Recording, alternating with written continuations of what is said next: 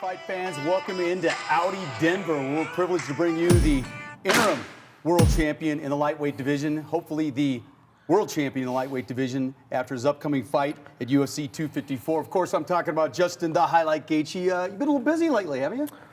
Same old, just keeping it simple. Listen, I want to start, as we start up here, Audi Automotive is great. Steve Powers, he's the VP of McDonald Automotive Group. Andrew Benavides has a relationship with Trevor, your coach, that goes back some time. Yeah. And I think the fans need to know how important the sponsorships are for you guys and the relationship you are for fighters. Yeah, I mean, this one specifically is huge for me. You know, they've let me drive a vehicle around 2 vehicles now.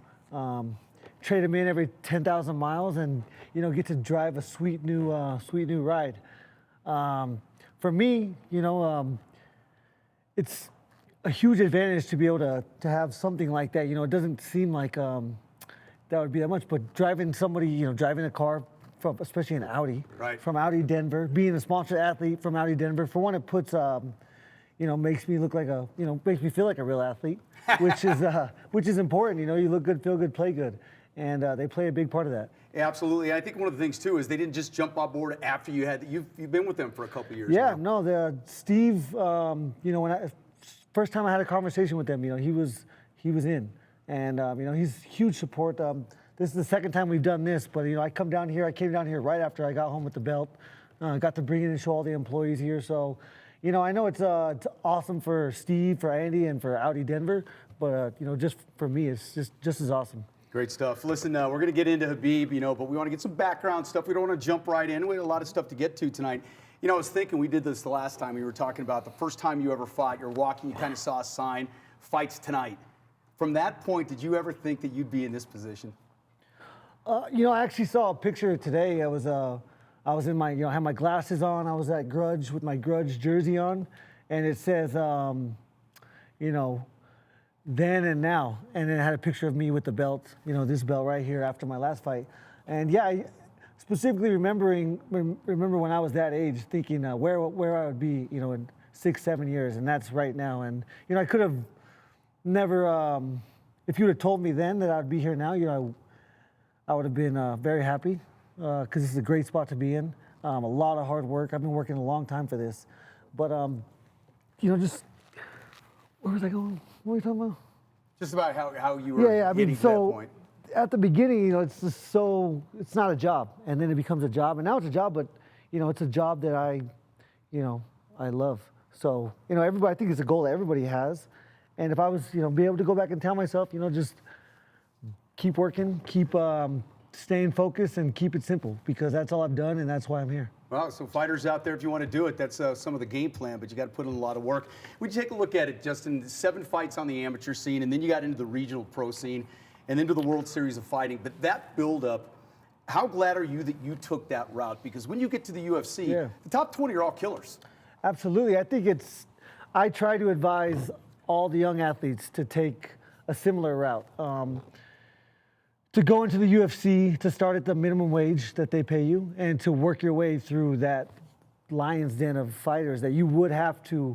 It's almost impossible. It's almost impossible. You know, you'll see very, very few people be able to do that. You know, because at some point, you know, they have control on who you fight. Right. And every time you get to that last fight on your contract, you know, they're going to give you a test, and it's going to be a hard test, and it's a test that you're going to have to pass. And if you don't pass it, you know, then they don't let you move forward. And you know, their job is to, as it seems, to not let you move forward too fast. You know, in the UFC, in any division, because the more you move forward, then the more they got to pay you, and they don't want to pay you. You know, it's big business. But to go into the World Series of Fighting, to get the paychecks I was getting, and the recognition I was getting, the platform I was getting, I was getting a fight. You know, I was the first and only ever fight on NBC.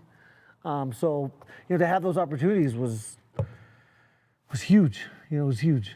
CEO of Sparta Combat League, Jeff Cisneros, is in attendance. They did a combination with the World Series of Fighting up in Greeley, where you went to college. How cool was that experience? Yeah, I got to fight. It was crazy. I had all my crazy wrestling buddies there, and they made it a fight. There was fights outside the cage, but I finished that one quick. It was really cool. It was cool to go back and, you know, I specifically remember wrestling there a lot of times, you know, under that one bright light. They would always turn all the lights off and have that bright light. And so it was a good a culmination of events, that was moving forward. World Series of Fighting, you defended it 5 times. It was really a 6th time, but one fighter didn't make weight. But being able to be on that main stage and defend a title 6 times, and then moving over to the UFC, did it make it so it didn't seem like such a huge step for you? You were so talented anyway that most people say, hey, this guy's going to be right in it. I mean, there's many examples of that. Michael Chandler right now, the position that he's in, that's only because of the platform that he was fighting on. You don't get to go from a regional show to that right there. So, and if you want to, again, you're not going to go to the UFC, start at the bottom and get to that, unless you're one in, millions, which we're already one in millions. Absolutely. So you don't want to stack the cards against you even more. July 7th, 2017, your pro debut against Michael Johnson. You put him out with punches and knees. That was 3 years and 3 months ago, and you're fighting for the world title now. You have the interim world championship belt. I know that's important to you, but starting with Michael Johnson, a name like that, when you exploded onto the scene, it threw you up a couple levels. Yeah, I mean, it was huge. It was also, one thing that made me sign. Whenever they offered me a contract, they said they would give me a top 5 opponent first, and that was, again, what I'm looking for. I didn't want to start at the bottom. You can't start at the bottom, especially with what I had done, what I had proven. And so, yeah, it was perfect. So it was a great thing to go to the World Series of Fight. You had all that experience coming in and able to jump in the ring, not be nervous about it, and do what you do. We talk about your victories a lot, but I wanted to talk about when you lost to Alvarez and Poirier, back-to-back fights, what that did for you. And because I think all great fighters have to go through some kind of adversity to reach that next level. Yeah, it was, I wrestled my whole life, so I have faced that many times when in practice. Right. You make yourself face that every day. But those 2 losses were absolutely huge for me. You can't fix what's not broken. And the way I was fighting was not necessarily sustainable, but I wasn't losing, so I couldn't change it. So, once I had those losses, I was able to, me and my coach, I was able to, open my ears. I know he's been telling me, but again, again, I'm sure he didn't want to fix what wasn't broken. What human would?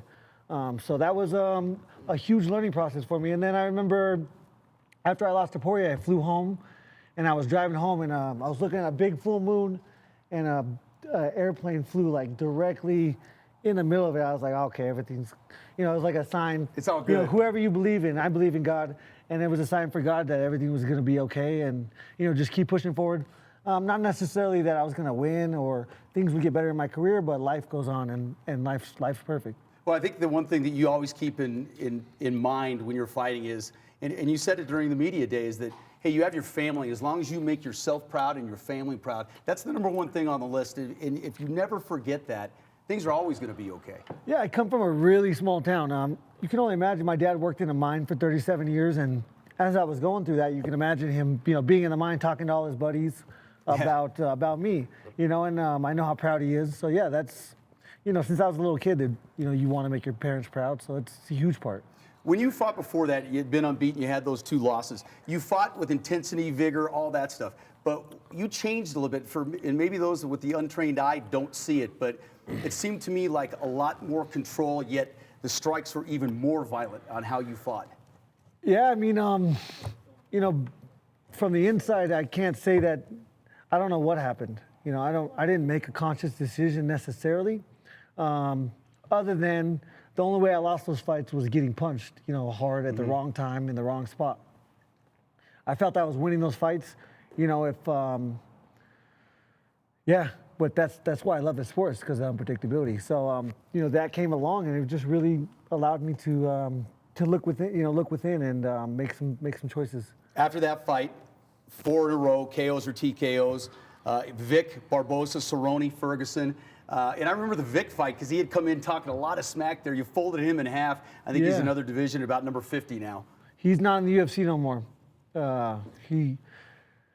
It's tough, It's tough business. Tough business. And he was on I think he had won 10 of his last 11 before he fought me. So, in hindsight, it was a tough match. I was an underdog in that fight. Yeah, I remember. It was crazy. I think I won some money on that fight. Yeah. I don't know. I don't know why I was so successful, but I'm sure it had a lot to do with my coach.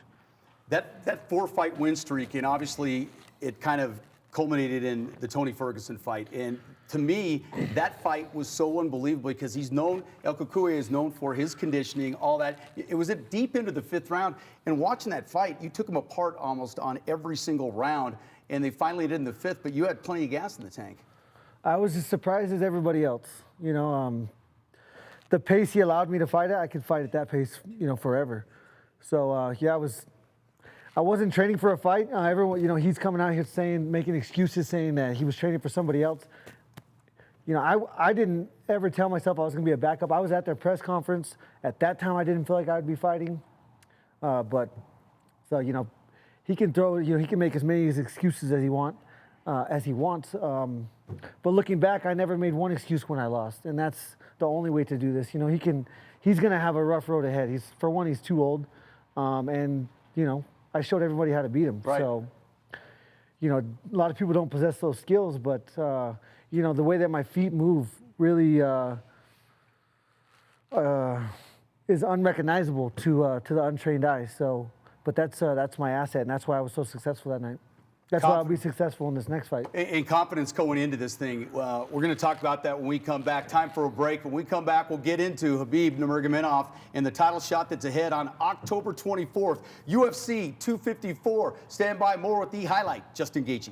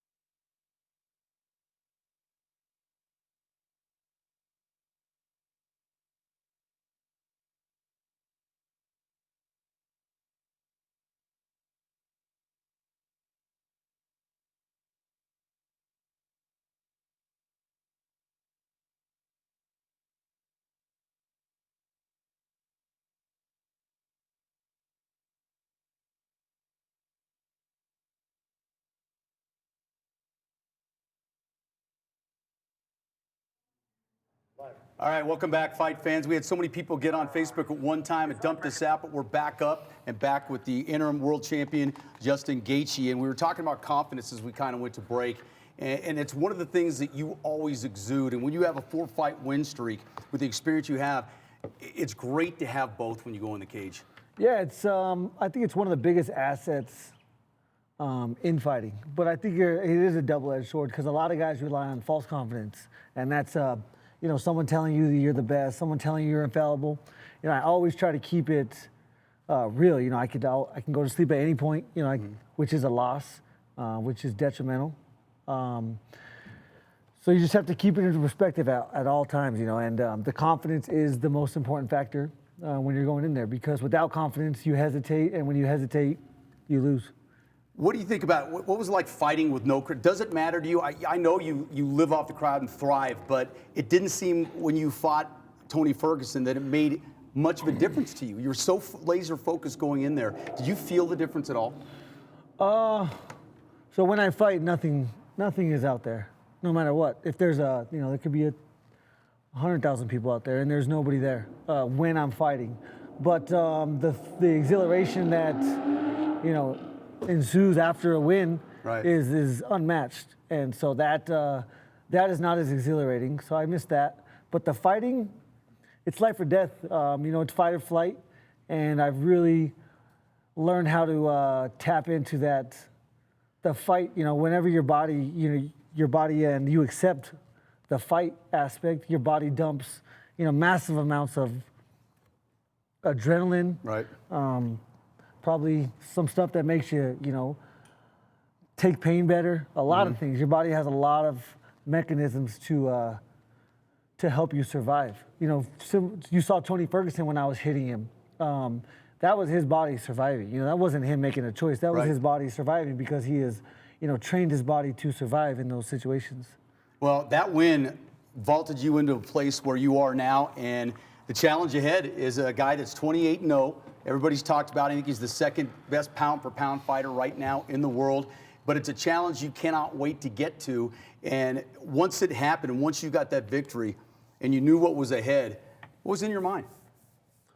I think any athlete or every athlete that strives to be, great, would welcome this opportunity with everything. Right. This is what I was born. This is the only reason I started this was for this opportunity. So, yeah, it's everything. Yeah, every fighter that gets in it wishes for this opportunity. Yeah, this is a life-changing fight, though. Yeah, absolutely. With a win, this is absolutely life. Win or lose, this is life-changing. But with a win, this changes not only my life, but my family's life, my coach's life, and a lot of people around me. It gives me the opportunity to, team up with a very smart person that has a great idea, and use my marketing platform and use their brain to come up with a plan in the future. Whether that be financial or mostly financial. Yeah, that's absolutely. What we're all it's about looking the dollars, for. really. Yeah, that's not why I'm here. I'm here to, I never started to be rich. I didn't think I would be rich. I didn't think I'd make a lot of money from fighting. I am, and it's awesome, and very awesome. But it's not why I started. I started to be the best, and now the opportunity is here. Yeah. This guy, it doesn't take long to look online to understand how many people have written me off, But in fighting, anything can happen at any moment, and I'm planning on, really breaking something in his face. Well, take a look at it, and I think this fight, not like any other fight, Justin, but the mental approach in your fight IQ has to be equivalent to what your physical output is in the ring. And that's the one thing listening to Khabib, he was saying that his fight IQ was much better than yours. Respected your coach a lot, said a lot of good things about your coach, but other than his name correctly. Right. Keep going. Yeah. So when you look at that and you hear that out there, there's not really trash talk. You guys both respect each other, and you're both confident coming into this fight. But when you hear that challenge, what do you think? It's perfect. It's similar to. I think one of my biggest attributes when it comes to fighting is people think I'm just, a person that is, like a lust for blood. Right. But they think I'm, just a tough, dumb person, which is great. I don't want to correct them, and I want them to keep thinking that because, every time they step in there, they don't expect me to make good decisions or right decisions. My last fight was perfect. It was a masterpiece, and that was a choice. I made that choice to go in there and fight like that, and that was fight IQ. So it doesn't matter what he thinks. The best thing is he thinks he's infallible, so I'm ready to show him he's not. Right, and that was one of the things that you kind of reinforced the point of, after those 2 losses where I saw kind of a change in you, where I saw you become a better fighter. How that happened, it just happened. I mean, you're able to rise to the occasion. When you take a look at it, he's 28-0, but this is only his 3rd title defense. I think it's been like 13 months since he's fought. But he's earned that right to pick and choose, to fight when he has to defend his belt. Tony Ferguson won his belt from Kevin Lee. Right. That's not a championship fight. Khabib Nurmagomedov won his belt from Ali Akinta. That's not a championship fight. This guy has 1 title defense, and that's against Conor McGregor. Who else did he fight? I think Poirier. Yeah. Poirier deserved that shot. So, yeah, and really Conor wasn't even an athlete that was training for this, through the whole time. He's faced Dustin Poirier. Conor McGregor's a gimmick. He's got mad skills, but he only comes around for a gimmick fight, and then, which that was, and he beat Ali Akinta for the belt. Right. So he has never faced. If you look back, he's 28-0. You could look at his opponent's records; they're probably 50-50. They're probably 500. He has not. He spent his time in Russia at the beginning fighting a bunch of dudes that went in there too loose to him. That's not what I did. You go look at my opponent's record. I fought the toughest guys out my whole way through because nobody wanted to fight me. If you're in Russia, they have a different program over there. They got a bunch of small fights, and you could rack up, 14 fights, 14 wins in a year, and that's what he did at the beginning. So I put no credit to the beginning of his career. He didn't face any challenges. He didn't face the guys that nobody wanted to fight. Those were the guys I was fighting. I had to go up weight classes to fight guys that wouldn't, because they wouldn't fight me in my weight class. So I'm just ready to show this guy that he's an incredible athlete. He's going to be incredibly hard to beat. And I'm not saying I'm going to go in there and beat him. I'm going to go in there and test him. And like I do everywhere, I didn't say I was going to beat Tony Ferguson. I don't ever predict that I'm going to win because that's false confidence, and I don't go in there on false confidence. I think fight fans enjoy that. I think they enjoy trash talk a little bit, but I think there's a lot of mutual respect when you get to big fights like that. You and Tony Ferguson had a lot of mutual respect going into that fight. I feel the same thing here, but the difference feeling I get from here is I think a lot of fighters almost felt like they had made it because they're fighting Khabib. You look at it a different way that hey, you want to beat him. Yeah, it's very similar. You saw Dustin Poirier's reaction when he won the interim belt. Yeah. He acted like he just took over the world, like he had just, reached the top of the mountain. That dude was at the bottom of the mountain and he was celebrating. So, when I got that belt, I felt no emotion. I didn't, this is awesome. I'll always get to have it. Can't wait to give it to my parents. But, it was just an interim belt at the time, and again, I couldn't, to see these guys so excited about winning an interim belt is beyond belief for me. Because again, that's not the goal. Well, and fans, if you remember the reaction, it wasn't disrespectful, but when you got the belt in the ring, you're like, tossed it aside. It wasn't a show of disrespect. It was one of those that I want the real one. And you made that point clear. You kind of made that point clear, got your pictures taken with the belt, still carried, very proud of it, as you should be. But the real goal is the one coming up when you fight UFC 254. Yeah, wrestling in all the tournaments I wrestled in my whole life, I never won the semis match and celebrated like it was a championship fight. And that's what these guys are doing. When you go in to fight with him, well, the other thing he said is, my conditioning's better. And I thought you showed for Ferguson, you can go 5 rounds if you need to. And I think he goes in, and part of his game plan is to tell the other fighters how great he is. And it's up to somebody that has your kind of skill, your kind of mentality to go in and fight him.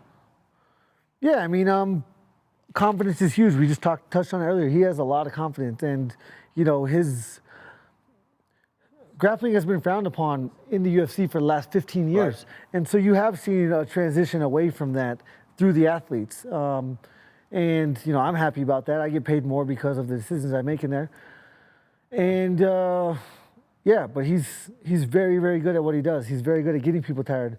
25 minutes is a long time to wrestle. Nobody can wrestle for 25 minutes. Not me, not him. So in those situations, I have to, if he's trying to take me on, I got to make him work. I got to get in some scrambles. And then, when we're on our feet, I really got to cause damage, whether it be to his legs, to his midsection, to his head. It doesn't matter. I just need to cause damage. I broke Tony's orbital bone with the right hand. It was a right hand that none of you could pick out right now. I know which one it was, but it was one that was not, didn't seem hard, but it was just a weird glance right off his cheekbone and broke his orbital bone. So, if I touch you, then bones break, hopefully. That's what I hope for. Right. And if his bones break, he can be as tough and as not tired as he wants to, but his face is broken. He's human. His face can break. He does got a damn big forehead, so I need to stay away from that. His brow bone is something prehistoric, but. When you look at that and the fact that he's had 10 submissions, he's had 10 KOs, but he relies on that wrestling a lot. And I think a lot of fans don't know, and the hardcore fans that know that you're an All-American at Northern Colorado. But it's not just about takedowns. One of the strongest assets that you have, that you possess going into that, is your ability to keep from being taken down. Yeah, that was my focus. But this is going to be an incredible challenge that I'm going to face on October 24th. For one, not letting him take me down. For two, not letting him keep me down. And those are tall tasks. They're not going to be easy, and I don't know if I could do it, but I'm going to give it hell. Yeah, and that's the one thing he said too on media days, that hey, if it doesn't work the first time, I'll try it 100 times. I don't think you can get 100 takedowns or try for 100 takedowns in a fight, but hey, that's part of his game plan. Yeah, that's just him telling him he has a very, very. His plan is set. His plan is not going to change as the fight goes on. If you can make him uncomfortable in the beginning, he's going to be uncomfortable in the middle and in the end, because he's not going to make changes. He doesn't have a coach that is teaching him to make changes in the fight. So I need to go in there. I need to make him second guess his ability to control me and take me down. And when that happens, he's going to be in a bad spot. And you've done that many times before. Now you're going to do it against one of the best, and that's coming up October 24th, UFC 254. Time for a break, but when we come back, we're going to get into Trevor Whitman a little bit. Justin's coach, he's been pumped up quite a bit by his opponent. We're going to talk about that relationship and what it's meant for Justin Gaethje. Back in a moment.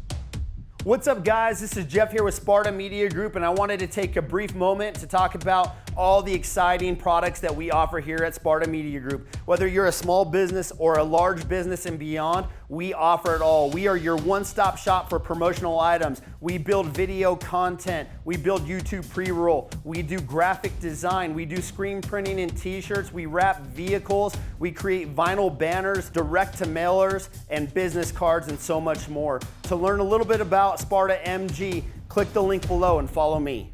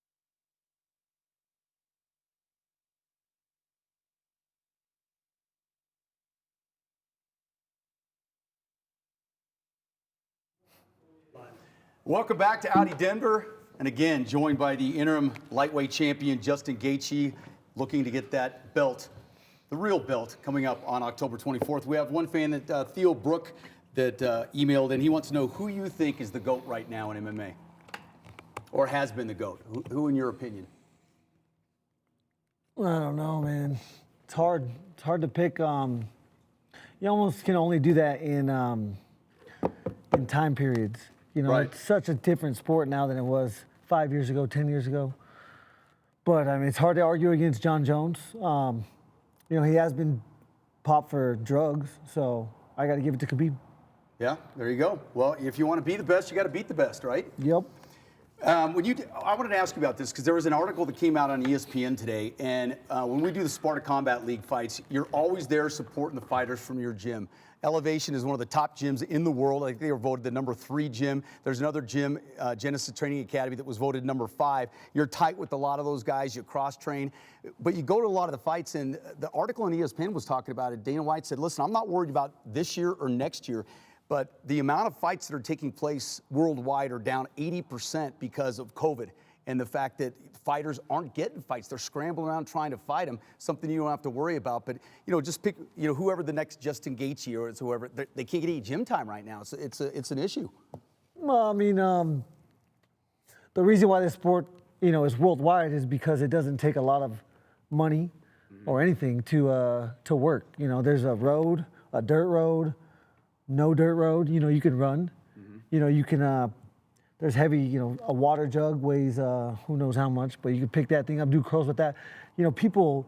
My dad. One of the biggest story, or one of the most important stories my dad would tell me as a kid, and I don't even know. I think it was a running back in the NFL. He said this guy only did push-ups because he had nothing else. So every commercial break he would do push-ups. My dad would constantly tell me that when I was a kid. And so all that is saying, you know, it just takes fortitude to go out there and do it. You know, you need to put the work in, and no matter what, there's always something that can be done. So no excuses, just get it done. Find a way to get it done. There's gyms, there's backyards, there's garages, there's ways to get it done. We talked about him a little bit, but your coach, Trevor Whitman, is special in so many ways. He's coached 18 world champions, and you have him in your corner. And you said something about listening to your coach a little bit ago, and something that I noticed in the fights. And some fighters get away from that, and they get into a different mindset. To me, when I watch you fight, you really take coaching well. And the great ones, I believe, do, because they know they can't do it alone. They need that help.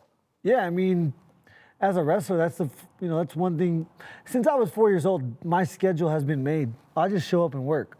I had practice at 3 o'clock. I had another practice at 6 o'clock for a different sport. My whole life has been a regiment, you know, and it wasn't even planned by me. It was either planned by my parents in the beginning, and then my coaches, and now my MMA coach, you know, wrestling coach, now MMA coach. And that's just me, you know, for one, you know, finding a coach that I can trust. Right. You know, it hasn't been every coach that I've instilled that, you know, that respect to, or given that respect to. But you know, when you find someone, yeah, this is you know, I have to step in there alone. But you know, the reason I have my twin brother there is for, you know, if I win or lose, you know, it's good to see a familiar face. Absolutely. You know, and Trevor is the same familiar face for me. So you know, he's been on this ride with me since day one. And you know, when I first started, he worked me out for free, and now I get to pay him, you know, a substantial amount of money every year. So that's what makes me happy, and makes me proud that he's part of the team. And you get there, I think you have to have trust. You have to have that, and it goes beyond that. I mean, you've got to trust somebody with everything because he's with you daily. He's working with you daily. You got a business starting with him a little bit. We'll talk about that. But that trust factor between you and your coach is one of the single most important things going in there. Yeah, absolutely. I mean, you know, if I relied on myself to get ready for this fight, I would just go punch things, you know.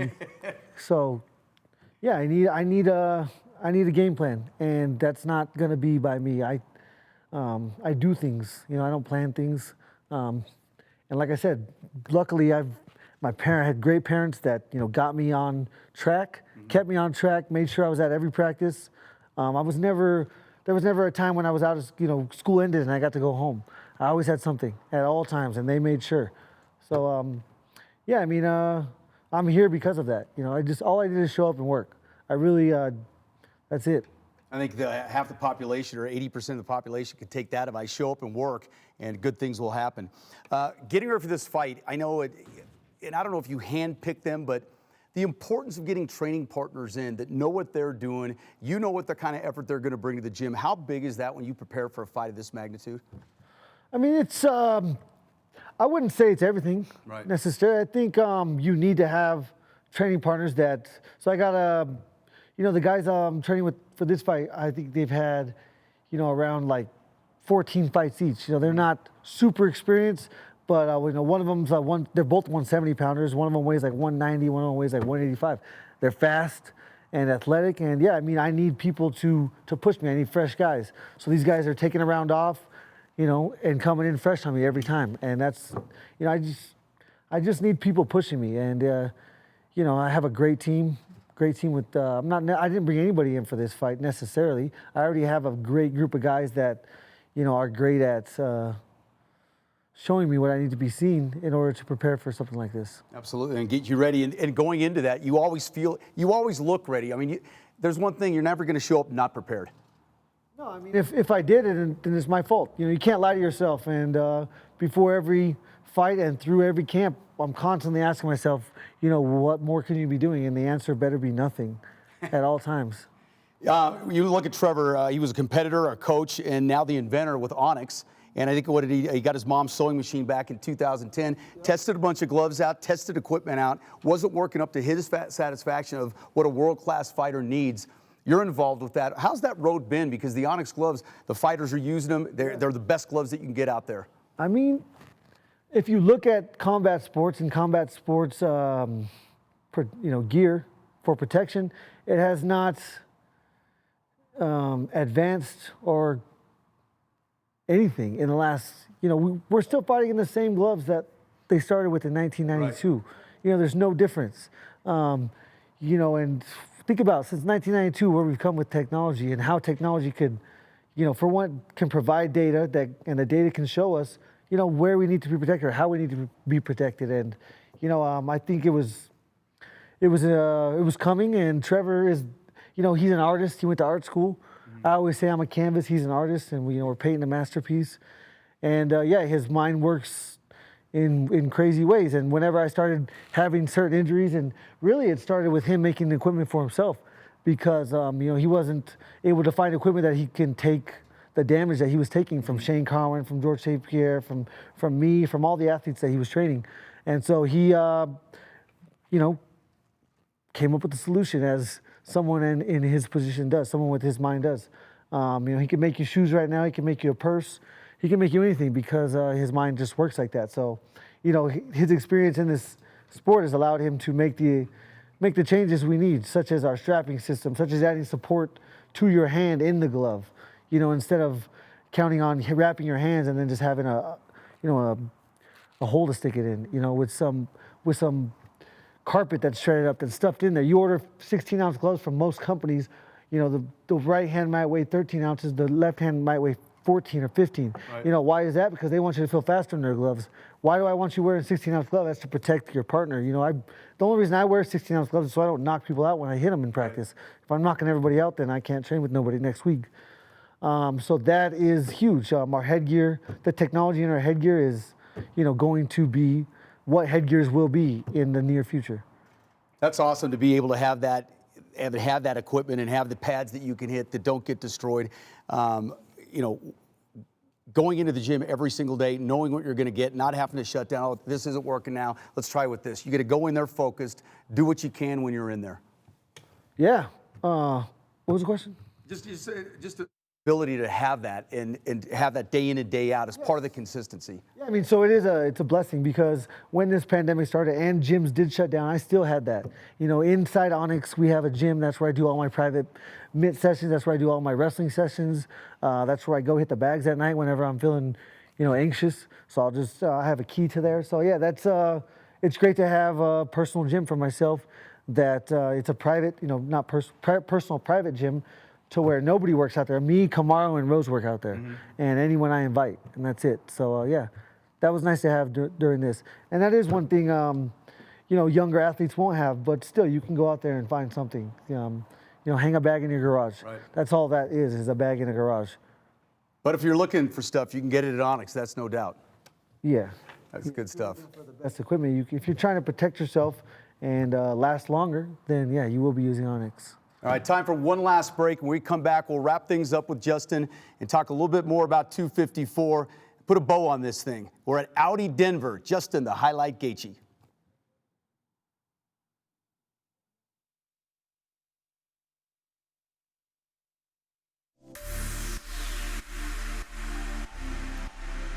Audi Denver has something for everyone. If you want an SUV, a sports car, also 500 vehicles beginning at $5,000 and up for our used car selection. But most importantly, today, we're going to take you on a tour of the 2020 e-tron. Audi's first all-electric vehicle will certainly get your full attention.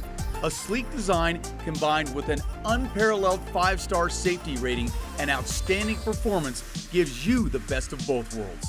The e-tron's charging capabilities allow you to travel over 200 miles on a single charge, and the 95 kilowatt lithium-ion battery with a 150 kilowatt charging capability charges the battery to 80% in about 30 minutes.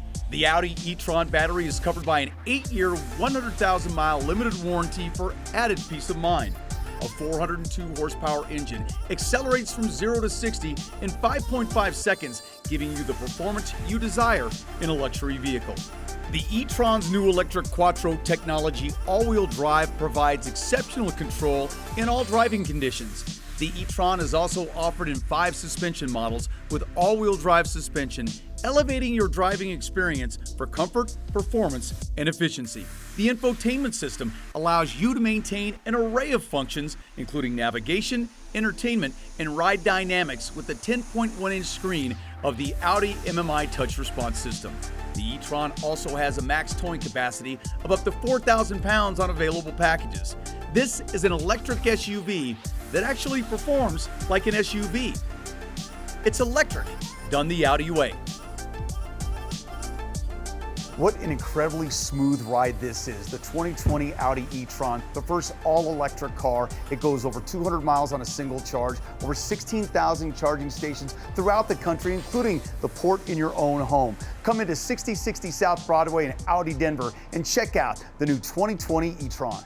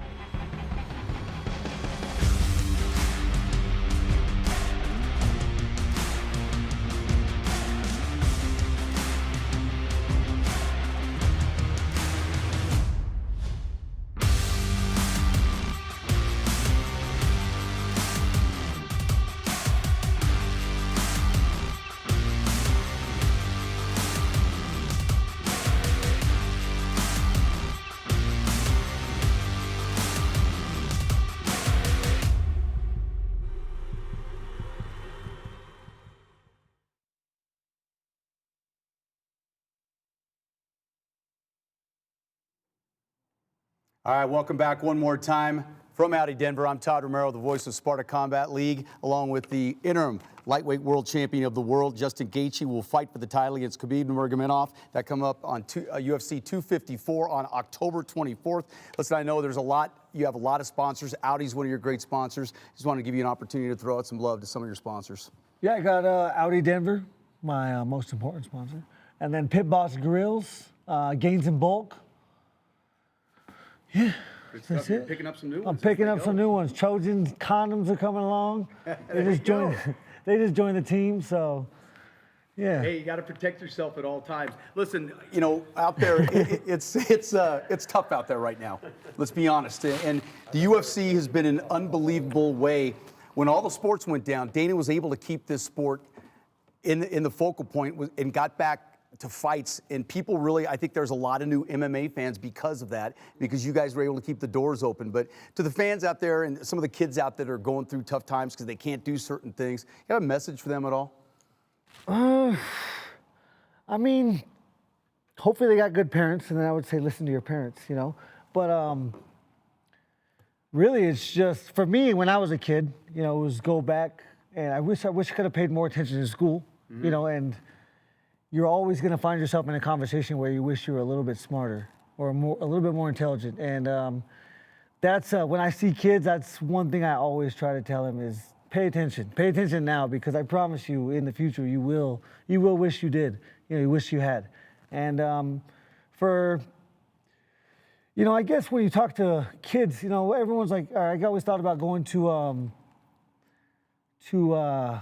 schools and doing like assemblies, but I don't think the way to reach a child is through the child. I think it's through the parents. Absolutely. I think the parents are the most important factor in a child's life, and I am here because of the path that I was led down, you know, and that was my parents. You know, my parents, you know, when it comes to like, say weed, when I got, you know, weed's legal in Colorado now, but when I was, you know, weed was, you know, cocaine is illegal, and anything that was illegal was not, you know, a path that you were supposed to be on. And my mom drug tested me 2 times a week through high school. She would get massive amounts of drug tests and drug test me, and thank God she did that, because, you know, I was a crazy little kid in high school, and I was from a spot where, you know, influences and drugs were running rampant, and I really needed her to make that choice for me. And you know, your parents, you guys think that I see a lot of parents want to be the cool parent, right?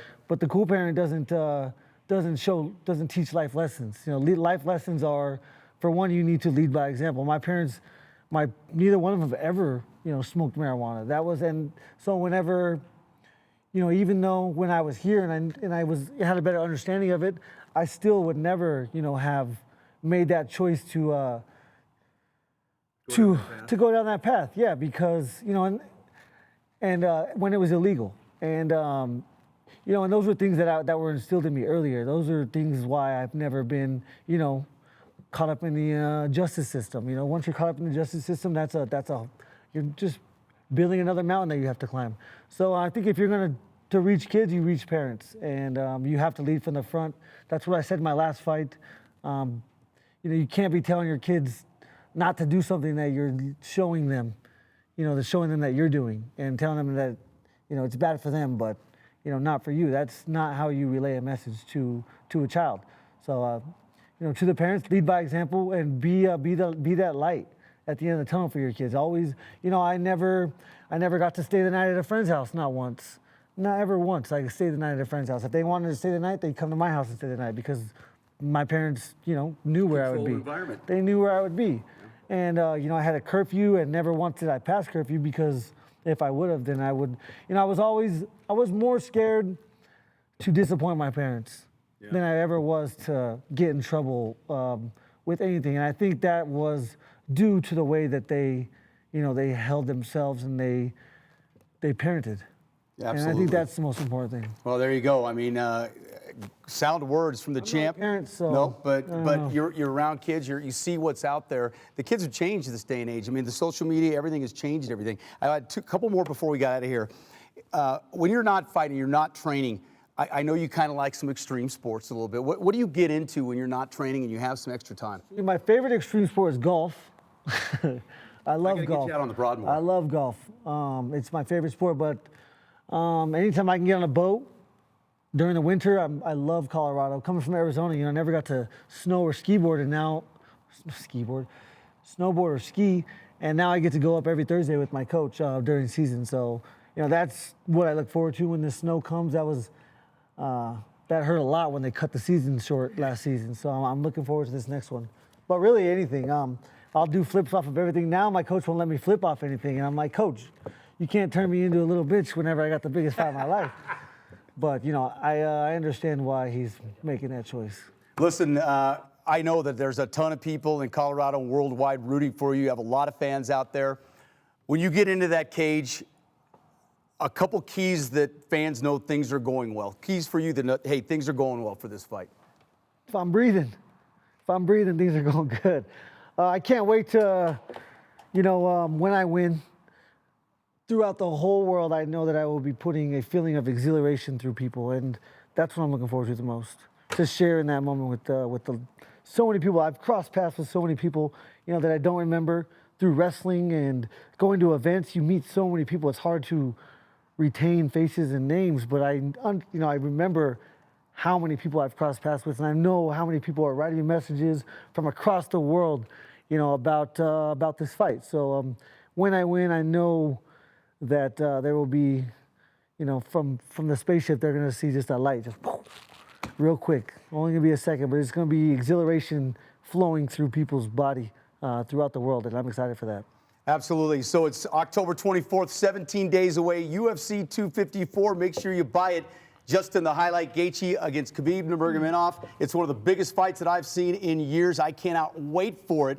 And he will bring home, hopefully, the world title belt to Colorado, and a lot of fans out there cheering. Justin, appreciate it very much for your time. You can steal all the other pay-per-views, but please buy this one. Yeah, buy this one. Come on now. Appreciate your time. Yes, sir. Thank you.